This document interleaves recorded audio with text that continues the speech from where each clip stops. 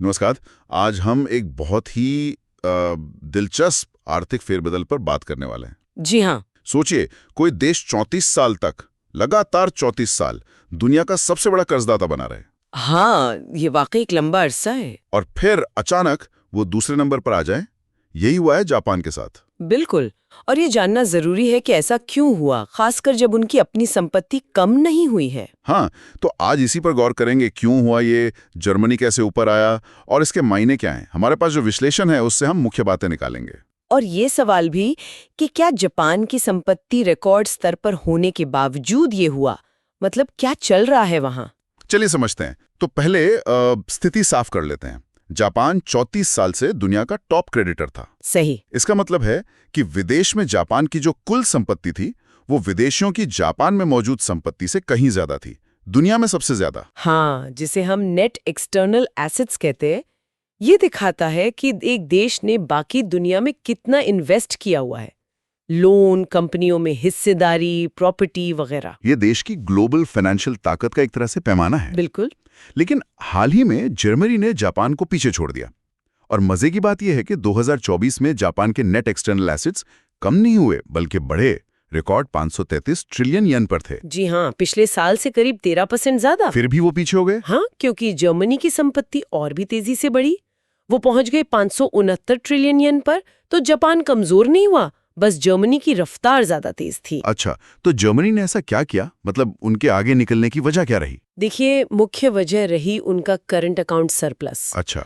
मतलब उन्होंने दुनिया को सामान बेचकर जितना कमाया वो दुनिया से सामान खरीदने पर हुए खर्च से काफी ज्यादा था।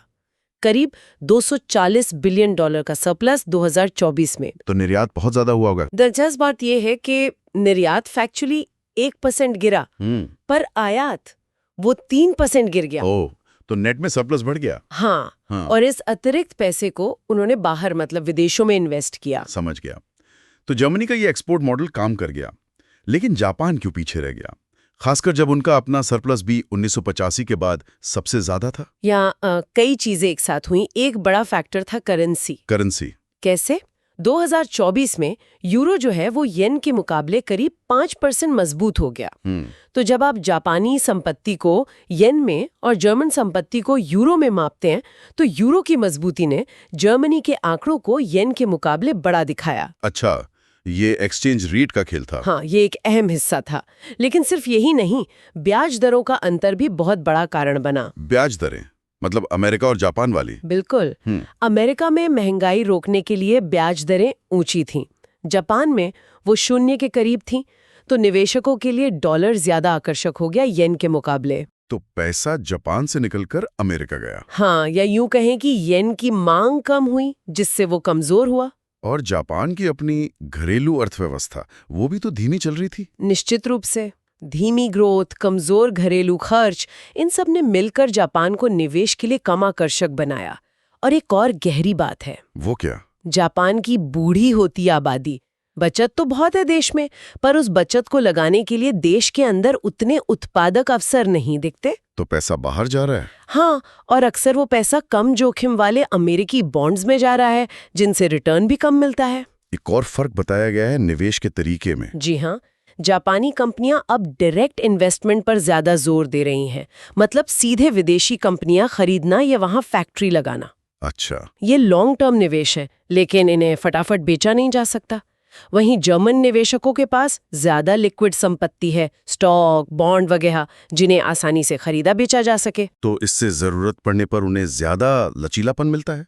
कह सकते हैं, बदलते माहौल में ये फायदेमंद हो सकता है। तो अब सवाल यह है कि क्या जापान वापसी कर सकता है? उनके वित्त मंत्री तो कह रहे हैं कि चिंता की बात नहीं, संपत्ति तो बढ़ ही रही है।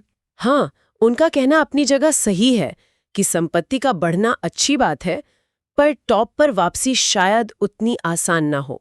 क्यों? एक तो ये अमेरिका के टैरिफ का खतरा है।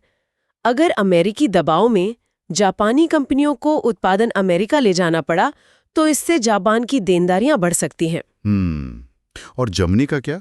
क्या वो अपनी ये बढ़त बनाए रखेंगे? ये भी पक्का नहीं है। अगर अमेरिका ने जर्मन कारों पर टैरिफ लगा दिए, जो कि उनका सबसे बड़ा बाजार है, बिल्कुल, तो उनका ये निर्यात वाला मॉडल लड़खड़ा सकता है। फिर उनकी संपत्ति जमा होने की रफ्तार भी धीमी हो सकती है। तो दोनों के लिए अनिश्चितता है। जी, लेकिन जापान के लिए कुछ पॉजिटिव बातें भी हैं, जैसे शुंटो वेतन वृद्धि की उम्मीद है। हाँ, सुना है 2025 में करीब 5.4% बढ़ोतरी की उम्मीद है।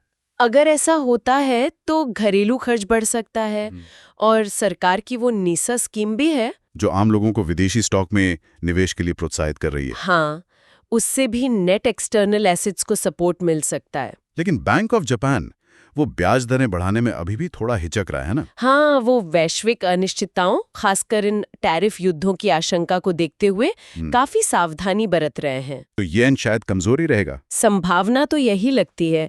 इससे विदेशी संपत्ति का येन मूल्य तो बढ़ेगा, पर इंपोर्ट महंगा होगा। तो कुल मिला के कहानी ये है कि जर्मनी का आगे निकलना उनके ट्रेड सरप्लस और मजबूत यूरो की वजह से हुआ। हाँ, और जापान के पिछड़ने में उनकी धीमी घरेलू अर्थव्यवस्था, ब्याज दर नीति, करेंसी का उतार चढ़ाव और निवेश के बदलते पैटर्न, इन सब का हाथ रहा। ये सिर्फ आंकड़ों का खेल नहीं लगता। बिल्कुल नहीं, ये दिखाता है कि ग्लोबल ट्रेड, इन्वेस्टमेंट स्ट्रैटेजीज, देशों की आंतरिक नीतियां, यहाँ तक कि डेमोग्राफिक्स, ये सब कैसे एक दूसरे से जुड़े हैं और कैसे ये वैश्विक शक्ति संतुलन को बदल सकते हैं। ये सब देखते हुए एक सवाल जरूर उठता है, भविष्य में हम किसी देश की आर्थिक ताकत को कैसे देखेंगे?